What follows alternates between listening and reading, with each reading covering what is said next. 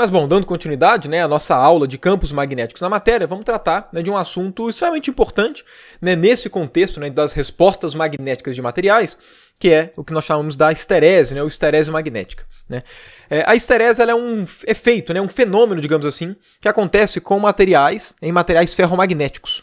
Essa aula daqui vai ter uma duração menor, né, se comparada à média, né, das aulas do curso, porque o meu objetivo aqui é apresentar para vocês a esterese. Né, eu vou comentar, né, o que é a esterese magnética, né, o que é isso no ponto de vista, né, experimental, mas eu não pretendo aqui, né, explicar um porquê que a esterese acontece, ok? Para entender o porquê da esterese, né, o porquê que materiais ferromagnéticos apresentam isso, aí já seria um problema de mecânica quântica com mecânica estatística, foge completamente, né, do escopo do nosso curso aqui de eletromagnetismo clássico. Então o meu objetivo aqui é somente apresentar para vocês, olha, a esterese acontece com materiais ferromagnéticos, é isso que a gente observa. Aqui é realmente apresentar, né, o que a gente observa experimentalmente falando. A esterese está relacionada exatamente àquele fato que eu comentei com vocês, de que materiais, né, ferromagnéticos, eles apresentam uma magnetização residual, que é aquela ideia, né, de que se você incide sobre um material ferromagnético, um campo magnético, né, se você coloca ele em um ambiente que possui um campo magnético, ele vai se magnetizar, ok? De forma até muito, né, intensa, né, principalmente comparado aos paramagnetos. Né? Os materiais ferromagnéticos, a magnetização deles normalmente é bem intensa, né? Tanto é que quando você pega um ímã e aproxima de um pedaço de ferro, a força de atração que você sente é bem grande, né, gerada pela magnetização, né, do pedaço de ferro que você está aproximando do ímã. Porém, quando você retira esse material ferromagnético do campo magnético, né, que ele foi submetido, ele não volta a ter magnetização nula. Ele fica tendo uma certa magnetização residual. Né? E é possível ilustrar isso em forma de um gráfico, de forma que alguns parâmetros desse gráfico são utilizados para poder caracterizar, né, esse material ferromagnético. Porque diferentes materiais ferromagnéticos vão ter diferentes pontos de intersecção de um certo gráfico, que eu vou mostrar aqui para vocês, que é o gráfico de esterese, e esse cara, né, nos ajuda a caracterizar que tipo de material é aquele. Né? Mas bom, vamos começar descrevendo de fato, né? Como modelinho aqui, né, para a gente entender, né, a descrição. Imagina que a gente tenha um material que é ferro, que é um ferromagneto. Okay? Então imagina aqui que a gente tem uma barra, uma viga qualquer, né, que é um posto de material que apresenta o ferromagnetismo. E aí a gente vai envolver, né, essa viga ferromagnética com um solenoide.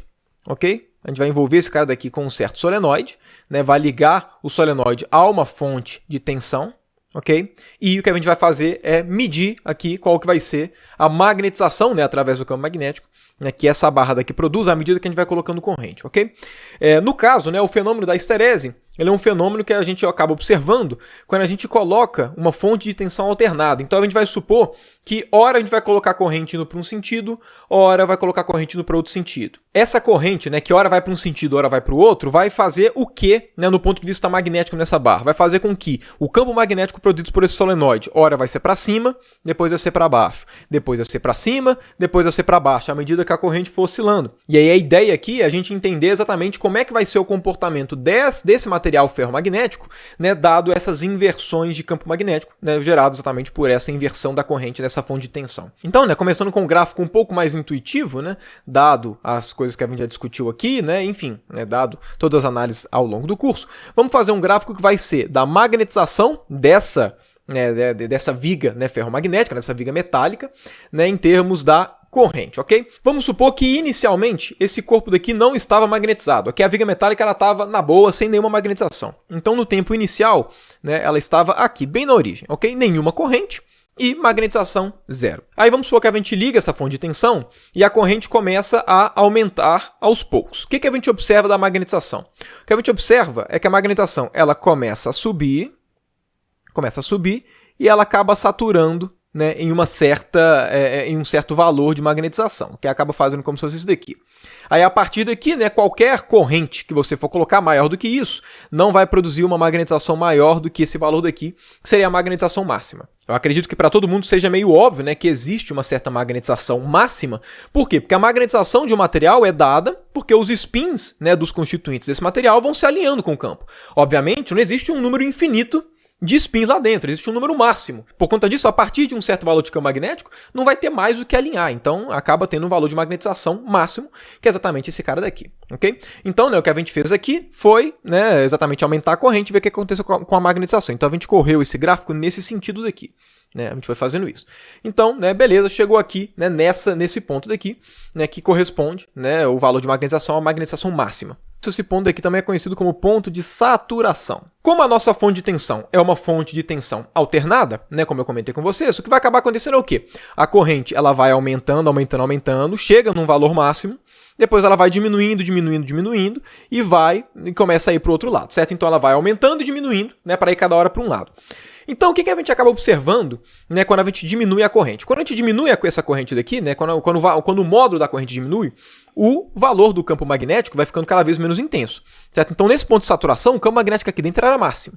Como a corrente vai diminuindo, o campo magnético aqui dentro vai ficando menor, menor, menor, até que vai chegar um momento, né, da inversão da corrente, que a corrente nesse solenoide vai ser zero e ele não vai produzir campo magnético. Claro, como seria de se esperar, à medida que você reduz a corrente, a magnetização, né, desse material daqui vai reduzir. Ok? Porém, ele não volta exatamente em cima da linha que ele foi.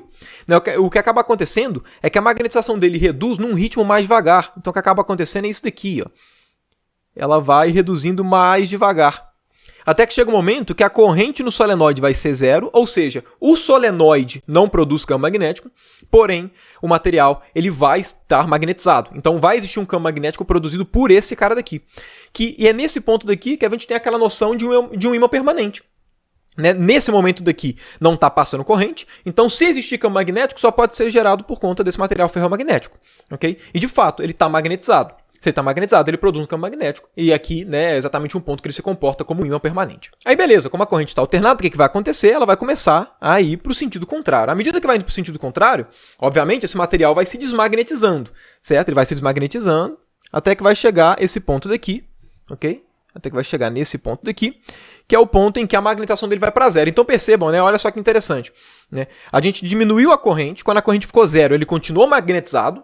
A gente inverteu a corrente, ou seja, o campo magnético produzido pelo solenoide ficou para baixo, por exemplo, né? Mas a magnetização dele ainda continuava um pouquinho para cima. Isso que significa que para desmagnetizar esse material ferromagnético, a gente tem que colocar uma corrente contrária com uma certa intensidade. Certo? Exatamente para que os spins comecem a se alinhar na direção contrária e no balanço, né, acabe dando um campo nulo. A partir do momento que essa corrente, né, no sentido contrário, ela começa a aumentar, vai começar a aumentar o campo magnético produzido pelo solenoide, e o que vai acontecer com esse material ferromagnético? Ele vai começar a se polarizar na mesma direção desse campo. Então, o que vai acontecer?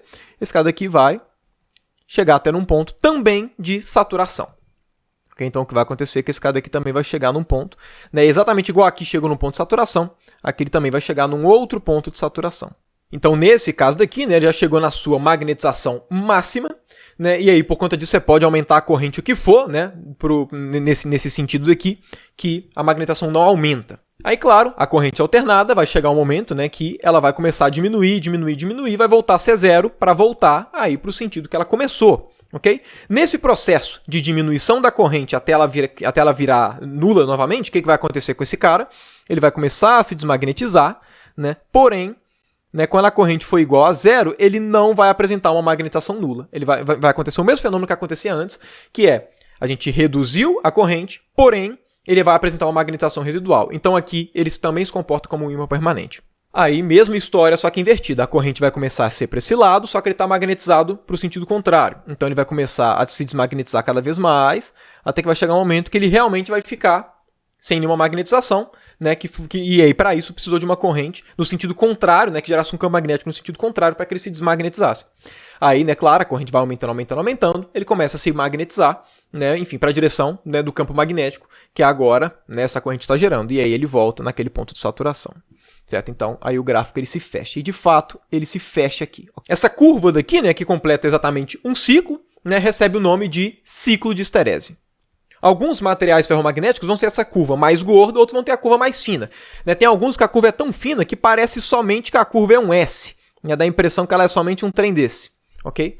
Só que, na verdade, não é que ela é assim, é que ela tem uma micro gordurinha, certo? Mas enfim, dependendo do material ferromagnético, ele vai ter aqui, né, um ciclo de esterese mais gordo, outros vão ter um ciclo de esterese mais fino, né? E no caso, esses pontos daqui, né, tanto ponto de saturação, enfim, esses pontos notáveis aqui do gráfico, né, são exatamente os pontos que caracterizam esse material ferromagnético, né, o comportamento ferromagnético dele. Agora, se você procurar, né, a respeito desse ciclo de esterese, você não vai encontrar em um gráfico de magnetização por corrente. Normalmente você encontra, né, esses gráficos de esterese em um gráfico de campo magnético pelo campo H.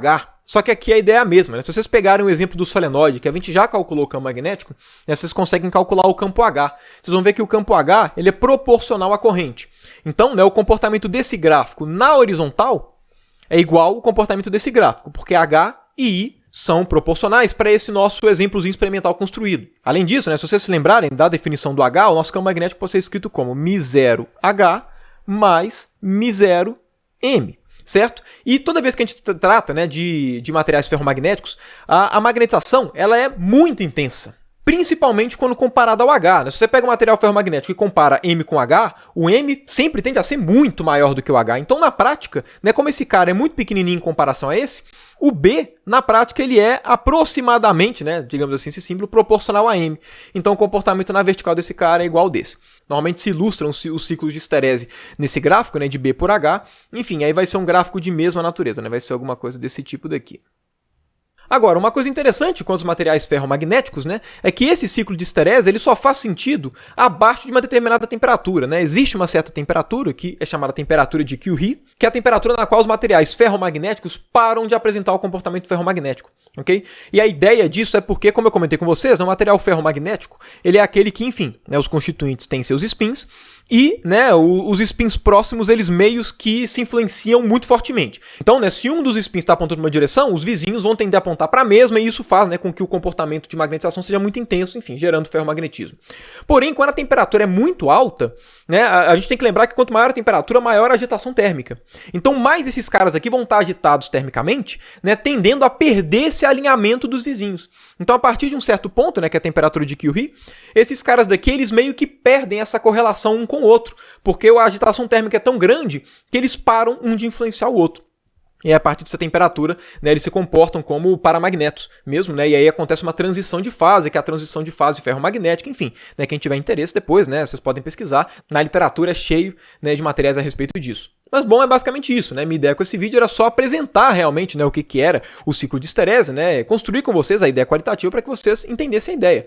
Até porque, né, o ferromagnetismo, ele é um fenômeno bem cotidiano, né, e faz parte, claro, desse tópico. Né? Então é importante que vocês tenham algum contato com isso, principalmente porque, né, os laboratórios, né, as disciplinas experimentais que a gente tem na graduação de física, normalmente sempre tem alguma disciplina que você vai medir o ciclo de esterese. Eu, pelo menos, tive isso, né? Eu medi um ciclo de esterese específico. Né? Enfim, né, todo mundo em algum momento vai ter algum contato com isso, então é importante, né, ter esse tipo de estudo.